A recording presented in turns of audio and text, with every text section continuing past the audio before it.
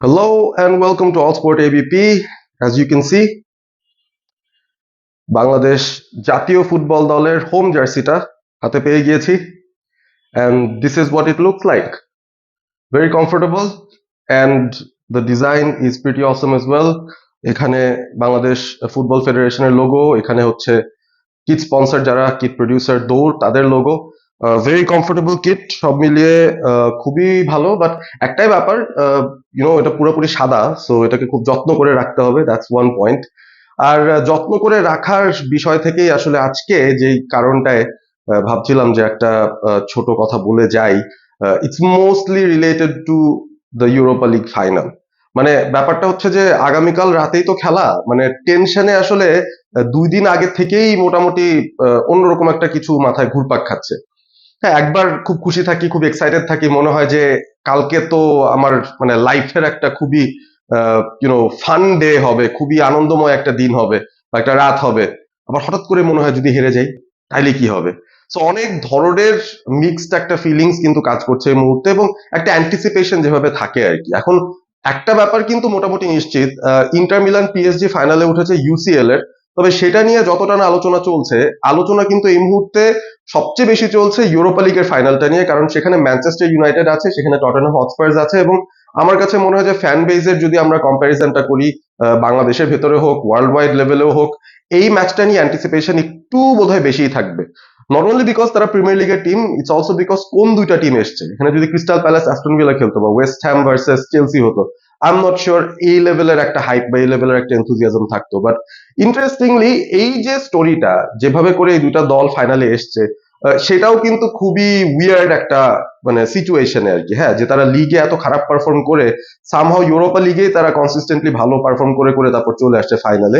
And it's an all English final after a long time. এবং European কম্পিটিশনে 1972-তে last এরকম দুইটা ইংলিশ টিম একে অপরের বিরুদ্ধে ইউরোপিয়ান চ্যাম্পিয়নশিপস এর ফাইনালে খেলেছিল। সেখানে টটেনহাম হটস্পার্স আর তাদের এগেইনস্টে উলভস খেলেছিল। সো এই চ্যাম্পিয়নশিপটা টটেনহাম জিতেছিল 1972-তে। That is a concern, right? As a Man United fan এটা নিয়ে একটু কনসার্ন হয়তো হওয়াই উচিত। বাট আরো একটা বিষয় নিয়ে আমি আসলে যেটা মেইনলি বলতে চাচ্ছি, আমার ভেতরের ফিলিংসটাই আসলে এক্সপ্রেস করতে চাচ্ছি, সেটা হচ্ছে যে ম্যানচেস্টার ইউনাইটেড অনেস্টলি স্পিকিং এই পোস্ট স্যার অ্যালেক্স ফার্গুসন এরাতে গত 12 বছরই ধরা যেতে পারে, হ্যাঁ, সিন্স 2013 ম্যান ইউনাইটেডের পরিস্থিতিটা কিন্তু একেবারেই স্টেবল একটা অবস্থায় ছিল না, এবং আমরা কোনো সময় একটা কনসিস্টেন্ট প্রোগ্রেসের ভেতর দিয়ে যেতে পারি নাই। 6-7টা ম্যানেজার পরিবর্তন হওয়ার পর এই মুহূর্তে রুবেন অ্যামোরিম আমাদের ম্যানেজার আছেন, এবং তিনিও কিন্তু বেশি দিন হয় নাই টিমটার সাথে আছেন, বড়জোর 7-8 মাসের মতো হবে। সো এইরকম একটা সিচুয়েশনে ম্যানচেস্টার ইউনাইটেড যখন লিগ টেবিলেও তাদের প্রিমিয়ার লিগ হিস্ট্রির সবচাইতে সর্বনিম্ন পজিশনে আছে, সর্বনিম্ন পয়েন্টস তাদের আছে, অর্থাৎ যদি শুধু প্রিমিয়ার লিগের হিসাবটা করি তাহলে কিন্তু তারা নেক্সট সিজন ইউরোপিয়ান কোনো কম্পিটিশনে খেলতে পারবে না। এফএ কাপ জার্নিটাও তাদের শেষ হয়ে গেছে, সুতরাং সেটা জিতেও যে তারা ইউরোপাতে যাবে যেটা গত মৌসুমে করেছিল, সেটাও করার কোনো স্কোপ নাই। Everything রেস্টস on the Europa league final. তো ইউনাইটেড সাপোর্ট করি আমি সিন্স 1999, বাট এই সিচুয়েশনটায় আমি এর আগে কখনোই পড়ি নাই। এরকম কোনো সিচুয়েশনে পড়তেও হয় না আমাদের যে চিন্তা করতে হচ্ছে যে একটা ম্যাচের ওপর এত কিছু নির্ভর করছে। এত কিছুর লেয়ার গুলো আমি আপনাকে একটু একটু করে খুলে খুলে বলি। অনেকেই হয়তো বুঝতে পারছেন কি বিষয়গুলো। রুবেন অ্যামোরিম তিনি 8 মাস ধরে দলের ম্যানেজার হয়েছেন ঠিকই, তবে প্রিমিয়ার লিগে তার আন্ডারে দলটা এত খারাপ করেছে, অন্যান্য সিচুয়েশন যদি হতো, নর্মাল সার্কামস্ট্যান্স, সেই ক্ষেত্রে কিন্তু তিনি বাই নাও স্যাকটি হয়তো হয়ে যেতেন আবারও। মানে এতটাই খারাপ তার প্রিমিয়ার লিগ পারফরমেন্স। কিন্তু আবার অন্যদিকে ইউরোপা লিগে ম্যানচেস্টার ইউনাইটেড অপরাজিত থেকে ফাইনালে চলে গেছে, এবং একটা দরজা খোলা আছে তাদের আগামী মৌসুমে চ্যাম্পিয়ন্স লিগ খেলার। সো সেই ইউরোপা লিগের ফাইনালটা জেতাটা খুবই ইম্পর্টেন্ট হবে অবশ্যই। রুবেন অ্যামোরিমের অন্তত তার উপর বোর্ডের কনফিডেন্সটা বা ফ্যানদের কনফিডেন্সটা যেন ফেরত আসে, অন্তত একটা সুযোগ যিনি যেন তিনি পান, সেটার জন্য কিন্তু এই ফাইনালটা খুব ইম্পর্টেন্ট হয়ে যায়। Moving of the managers layer, এখন হচ্ছে ফ্যানদের বেলায় আসি। আমরা কিন্তু এখনই অধৈর্য হয়ে গিয়েছি। আমরা কিন্তু এখনই দাবি করছি যে রুবেন অ্যামোরিম কি আসলেও আমাদেরকে নেক্সট লেভেলে নিতে পারবেন কিনা, সেটা নিয়ে আমাদের সন্দেহ অলরেডি মনের ভিতর আছে। বাট আনফর্চুনেটলি রুবেন অ্যামোরিম এখনো পর্যন্ত একটা ভালো ট্রান্সফার উইন্ডো পান নাই যেখানে তিনি তার দলটাকে নিজের মতো করে গড়তে পারবেন। সুতরাং তার খেলার স্টাইলের বিষয়টা, তার খেলার এক্সপ্রেশনের বিষয়টা ইউনাইটেডের এই টিমটা দেখে কিন্তু আমরা এখনো বুঝতে পারছি না। সো তাকে সুযোগ দেওয়ার পক্ষে আমি যদিও, তারপরে তার বিপক্ষে আসলে অনেক অনেক যুক্তি দাঁড় করানো যায় যদি আপনি চান। সো সেই হিসাবে বললেও রুবেন অ্যামোরিমের উপর একটা আলাদা প্রেশার অবশ্যই আছে তার এই ইউনাইটেড সাইডটাকে নিয়ে। তিনি এবারের ইউএফা ইউরোপা লিগটার ফাইনালটা যেন জিততে পারেন সামহাও। তাহলে একটা ট্রফি আসলো, এক ঢিলে অনেক পাখি হবে। একটা ট্রফি আসবে, নেক্সট সিজন ইউরোপা চ্যাম্পিয়ন্স লিগে খেলার সুযোগ পাবো, এবং সেই সাথে যেই টাকা পয়সা আপনাদের আসবে এই চ্যাম্পিয়নশিপটা জেতাতে, সেই মানিটাও কিন্তু আমরা ইউজ করতে পারবো প্লেয়ারদের কেনার জন্য। সেই সাথে ইউসিএল যেহেতু খেলা হবে, ইউনাইটেড যেহেতু আগামী মৌসুম চ্যাম্পিয়ন্স লিগ খেলবে, সেই অ্যাট্রাকশনটা দিয়ে আসলে অনেক বড় বড় প্লেয়ারদের যাদেরকে আমাদের প্রয়োজন তাদেরকেও আসলে অ্যাট্রাক্ট করে আনা যাবে। সো এক ঢিলে 5টা 6টা পাখি মারতে হবে ইউনাইটেডের এই ফাইনালটায়। মানে একটা 90 মিনিট বা একটা 120 মিনিটসে ইউনাইটেডের সামনের দিকের যে ফিউচারটা আমরা দেখছি, তারা কি সামনের 5 বছর আসলে ক্যাটালাইজ করে তাদের প্রসেসটা প্রোগ্রেসটা একটু এগিয়ে নিয়ে যেতে পারবে, নাকি 10 বছর আরো পিছিয়ে যাব, এরকম একটা সন্ধিক্ষণে কিন্তু ম্যান ইউনাইটেড দাঁড়িয়ে এই মুহূর্তে। সো এই ম্যাচটার ইম্পর্টেন্সটা শুধুমাত্র একটা ট্রফি জেতা না, শুধুমাত্র চ্যাম্পিয়ন্স লিগে পৌঁছানো না, শুধুমাত্র কিছু এক্সট্রা টাকা পাওয়া না, শুধুমাত্র ম্যানেজারকে বাঁচানো না। এইটা বেসিক্যালি ম্যানচেস্টার ইউনাইটেডের as a big club in world football sustain করার যে বিষয়টা, আমরা কি 10 বছর পিছিয়ে যাব, নাকি আমরা ক্যাটালাইজ করে কুইকলি আমাদের উপরে যে ক্লাবগুলো আছে তাদেরকে ধরার চেষ্টা করতে পারবো। এই এক ম্যাচ দিয়েই আমরা অনেক কিছুর সলিউশন পেয়ে যাব। ইতিমধ্যে আপনারা জেনে গেছেন যারা ইউনাইটেড ফ্যান্স আছেন যে মাতিয়াস কুনিয়া তাকে উলস থেকে ম্যানচেস্টার ইউনাইটেড কেনার পরিকল্পনা করছে, এবং মোটামুটি সব প্রসেস বোধহয় কমপ্লিট হয়ে গেছে। ফ্যাব্রিজিও রোমানোর কাছ থেকে শুধু আমরা হিয়ার উই গোর অপেক্ষায় আছি। সেটা পেয়ে গেলেই কুনিয়া উইল বি আওয়ার্স। এবং ফার্স্ট অ্যাকুইজিশনটা আমার কাছে মনে হয় পজিটিভ একটা মুভ। অ্যাটাকিং ফ্রন্টে একজন প্লেয়ারকে আমরা কিনছি, এবং ইররেসপেক্টিভ ম্যান ইউনাইটেড এই ইউরোপা লিগটা জেতে কি জেতে না, কুনিয়া আমাদের সাথে আসছে, দ্যাটস ফর শিওর।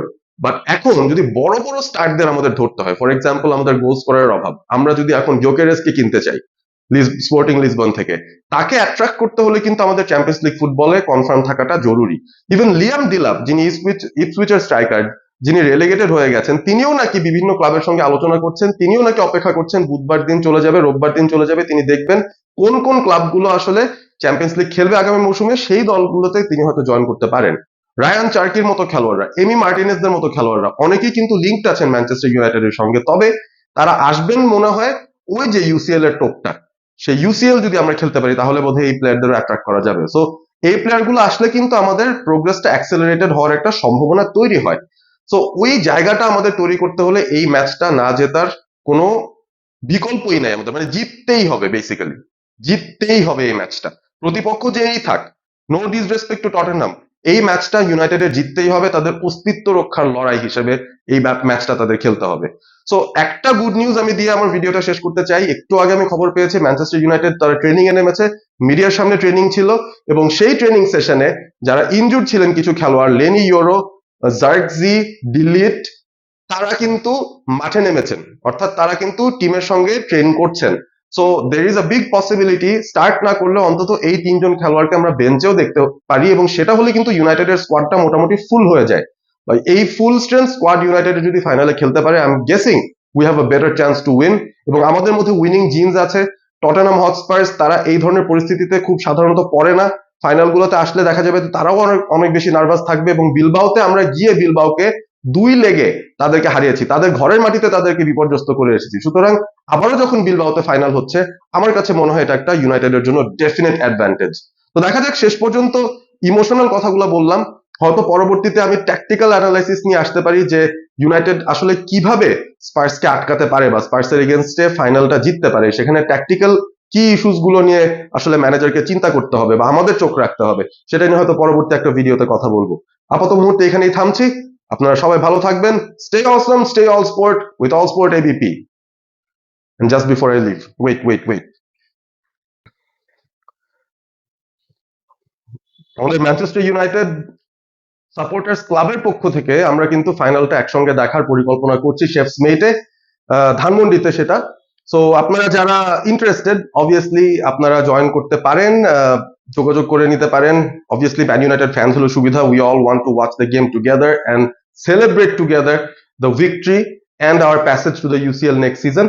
আর এই যে ফ্ল্যাগটা, এটা আমি ফরমেশন বিডি থেকে আনিয়েছি। It was very fast, very quick, and obviously the quality of the product is as good as Mr. Azim says.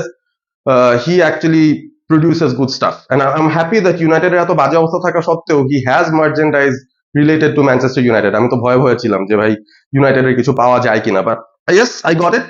এটা নিয়ে কালকে I guess I'll be there watching the game together with my United fan friends at Chef's Mate. So we might have a chance to meet if you are around. Bye bye. Bye for now.